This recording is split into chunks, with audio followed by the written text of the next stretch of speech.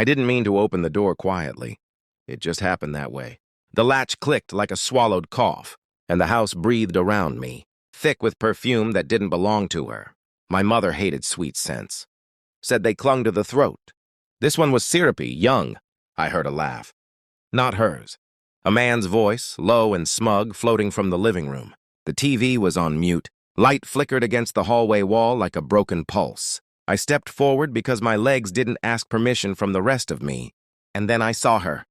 She was in his lap, her head thrown back, mouth open in a smile I'd never seen directed at me or my father, her fingers tangled in the stranger's shirt, like she was afraid of falling. Off the world. For a second, I thought I'd walked into the wrong house. My brain tried to redraw the scene. Replace the man with Dad. Replace the perfume with dinner smoke. Replace her laughter with something decent. It refused. The man saw me first. His smile froze. His hand stayed on her waist. She turned. Her face drained. The smile shattered mid-breath. My mother slid off his lap so fast the coffee table rattled. "Please," she whispered before I said a word. 5 minutes. 5 minutes, as if time was the problem. She dragged me into the kitchen. Her hands were shaking so badly she missed my arm twice before grabbing it. I let her pull me. I let her believe she still had gravity. "It's not what it looks like," she said. It was exactly what it looked like. Her lipstick was smeared. His cologne clung to her neck. There was a wine glass on the counter and 2 more in the sink. She'd planned this. Set the stage. Curated the betrayal like a dinner party. "How long?" I asked. 2 words. Flat. Her eyes flicked to the hallway. To the living room. To the life she'd been caught living. She opened her mouth. Closed it, opened it again. "Please," she said instead. "You can't tell your father." I'm sorry. Not I made a mistake. Just logistics. Damage control. The shape of the truth formed in the silence between us. This wasn't new. This wasn't a slip. This was architecture. Built carefully. Maintained daily. I started seeing ghosts of it everywhere. Late nights.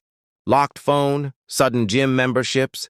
The way she'd started humming to herself like a teenager. I hadn't noticed because children are trained not to audit their parents. But now the audit was automatic. And everything was red. I nodded.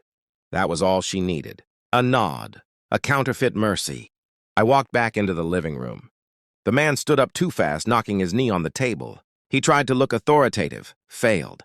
"Hi," he said. I looked at him like furniture.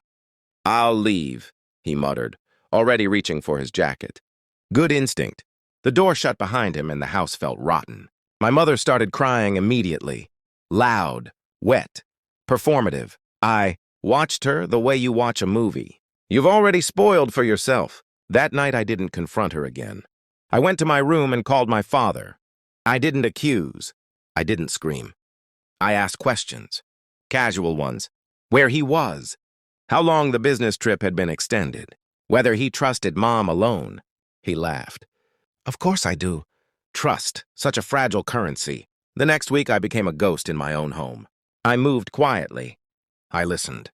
I learned the rhythm of her lies. The burner phone hidden in a cereal box.